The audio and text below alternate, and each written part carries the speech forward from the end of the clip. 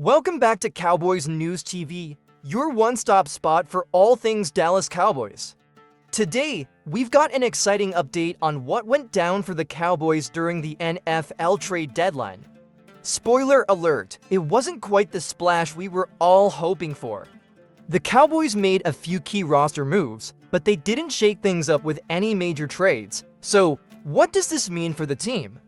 Are we happy with the decisions? Well, let's break it all down.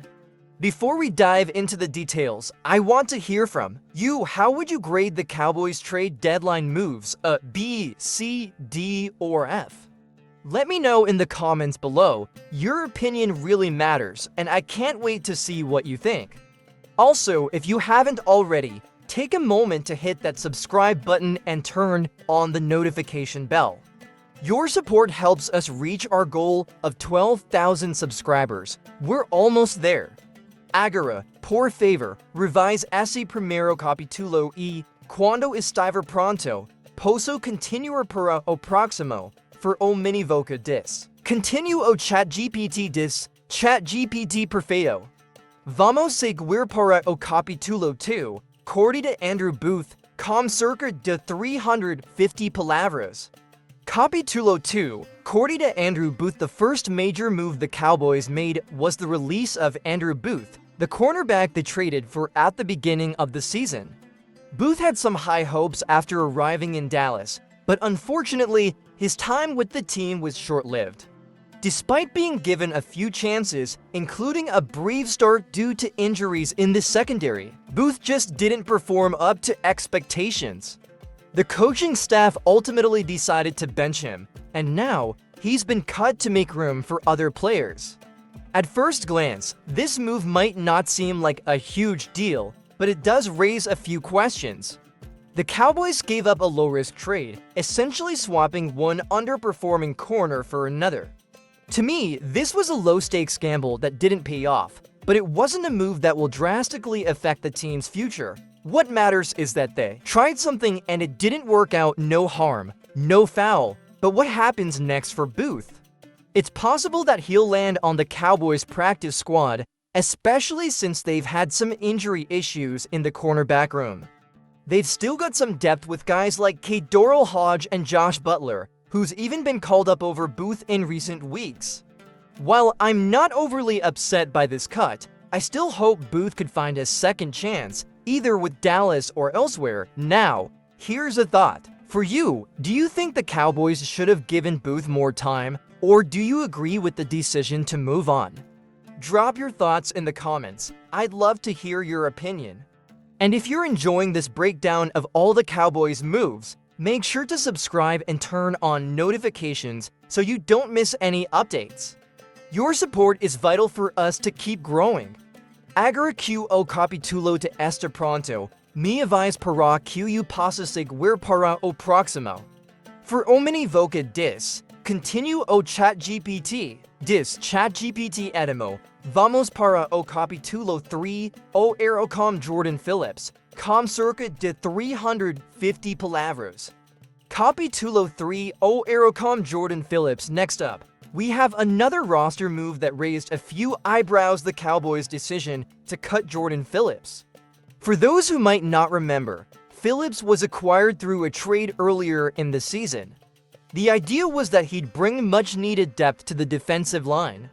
However, that never materialized. Phillips simply didn't live up to expectations, and it's safe to say this trade was a bust. I'll be honest with you, I really thought this could be a good move. Phillips was a player who had shown flashes of greatness with the Buffalo Bills, but unfortunately, he didn't bring that same energy to Dallas. His performance was underwhelming, and he even voiced dissatisfaction with his role, which is always concerning. It's disappointing because this is the kind of move that could have really helped solidify the defensive line. Looking at the trade itself, the Cowboys essentially swapped a future 6th-round pick for a future 7th, which didn't feel like much risk. But what really stings here is how badly this trade failed. The Cowboys could have used that draft capital elsewhere, perhaps on a more impactful player. Instead, they essentially threw away the trade value for just a couple of subpar performances. And let's be real, it's not fun to watch a trade flop like this. But let's not just talk about Phillips' performance. The bigger issue here is the Cowboys' lack of moves in the defensive tackle room all offseason. Outside of a few midseason acquisitions, like Carl, trade just a bad luck move? Let me know in the comments below.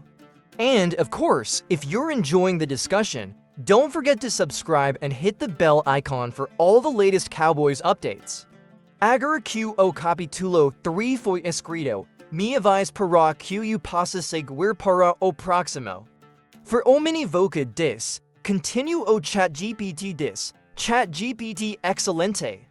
Vamos para o capítulo 4, o trade de Jonathan Mingo e a falta de movimentos no deadline, com cerca de 400 palavras. Capítulo 4, o trade de Jonathan Mingo e a falta de movimentos no deadline. Moving on to the big trade the Cowboys made during the deadline, Jonathan Mingo, a wide receiver from the Carolina Panthers, was brought in for a 4th-round pick. Now, this trade has been met with mixed reactions, and I can see why. A 4th-round pick is pretty significant, especially when you consider that Mingo was not even a top receiver in Carolina.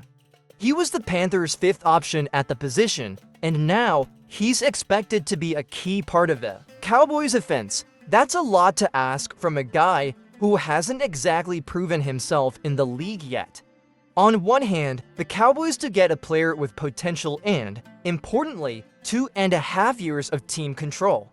But on the other hand, giving up a 4th-round pick for a player who's still very much a question mark is risky. In a vacuum, a trade like this might make sense if you're filling a major need, but in this case, the Cowboys already have solid depth at wide receiver. You've got ceedee, Lamb, Brandon Cooks, Jalen Tolbert, and now Jonathan Mingo. So the question is, why make this move at all? If you were going to make a trade for a wide receiver, wouldn't you have gone after someone with a bit more of a proven track record? A player like DeAndre Hopkins would have been a much safer bet. Instead, the Cowboys opted for Mingo, who, while young, is still unproven in the NFL. This trade does make the wide receiver room even more crowded, but it's unclear where Mingo fits in this already established group. But here's the real kicker: the Cowboys didn't do much else at the trade deadline. They didn't make any moves to bolster the defensive line, even though we all know that's an area of serious need. They didn't trade away players like Brandon Cooks, who might have been a good candidate for a deal given his role on the team. It just feels like the Cowboys didn't make the most of this trade deadline. So what do you think about the Mingo trade? Was it a good move, or did the Cowboys overpay for someone who might not contribute as expected? And what about the lack of other moves? Should the Cowboys have been more aggressive? Let me know your thoughts in the comments, and don't forget to subscribe and hit that notification bell. We've got a lot more Cowboys updates coming your way, and you won't want to miss any of it. Agora Q o capítulo for este pronto, minha vez quando voca estiver pronto para o próximo. For omni voca dis, continue o ChatGPT dis, ChatGPT, perfeito, vamos para o capítulo 5. A falta de vendas e adição da no vender no deadline, com cerca de 400 palavras. Capítulo 5, a falta de vendas e adição de no vender no deadline. Now, let's talk about something that stood out to me during the trade deadline: the Cowboys' decision not to sell any players. While some teams were actively looking to unload players in exchange for future assets, the Cowboys pretty much stood pat. No major moves to improve the team, no efforts to trade away older players for future picks, and let's be honest, no real strategy to reshape the roster for the future. One of the biggest missed opportunities here was with Brandon Cooks. Sure, Cooks has been underperforming this season, but he still has value, especially to a team in need of a veteran receiver. Yet, the Cowboys didn't make any real effort to move him. Did they even try to shop him around? It's hard to say, but judging by their silence, it doesn't seem like they did. This might have been an ideal time to get something back for him, especially when considering the depth they have at wide receiver now. And it's not just Cooks. The Cowboys could have looked at other players who might not fit into the long-term plans of the team. DeMarcus Lawrence, for example, could have been a trade candidate though. With his injury history, it's understandable why his market might have been limited. But the lack of effort in testing the trade market for anyone on the roster, regardless of who, playoff contenders were strengthening their rosters with impactful moves. It's frustrating to see the Cowboys, with so much potential, fail to capitalize on a rare opportunity to improve. Another factor to consider is the impact of these decisions on the locker room. The players see what's happening at the deadline, and the lack of moves or even the attempt to move players could signal to the team that ownership and management aren't as committed to winning this year as they should be. While some might argue that it's important to stick with the current roster, others might feel that the lack of action shows a lack of urgency. But then there's the other side of the coin. The Cowboys didn't sell off veterans or make moves that could disrupt the chemistry of the team. Instead, they opted for stability, believing that the current group can turn things around. The Mingo trade, while not perfect, does show that the front office is still thinking about the future by bringing in a younger player with upside, but is that enough to get the Cowboys back on track this season? Only time will tell, so where do the Cowboys go from here? Will they be able to make a deep playoff run with the current roster, or will this decision to stand pat at the trade deadline prove to be a mistake? And what about the future? Are the Cowboys doing enough to build for the long term, or are they stuck in limbo? It raises some serious questions. What exactly is the Cowboys' plan right now? By standing pat and not looking to make any bold moves, they might have missed an opportunity to really shape the roster for the long haul. With the team struggling to find its rhythm this season, why not use the deadline to make a few calculated moves, either by adding depth where needed or by moving players who are no longer in the team's long-term plans? It's frustrating to watch a team with so much potential stay stagnant when the competition is making moves to get better. So, what do you think? Should the Cowboys have been more aggressive in trying to move players like Brandon Cooks, or was it better to stay put? Do you agree with the decision to not sell at the deadline? I'd love to hear your thoughts in the comments below. And before you go, make sure you're subscribed and have that notification bell on. We've got plenty more Cowboys content coming your way, and I don't want you to miss any of. Looking ahead, the real question is, what does all of this mean for the Cowboys' future?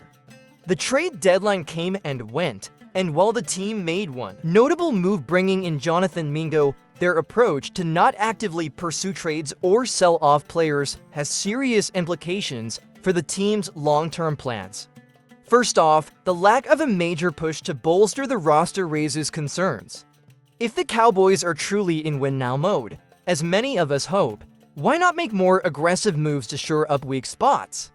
The defensive line, for instance, is a glaring issue, and yet the team didn't try to add any proven reinforcements there. Meanwhile, other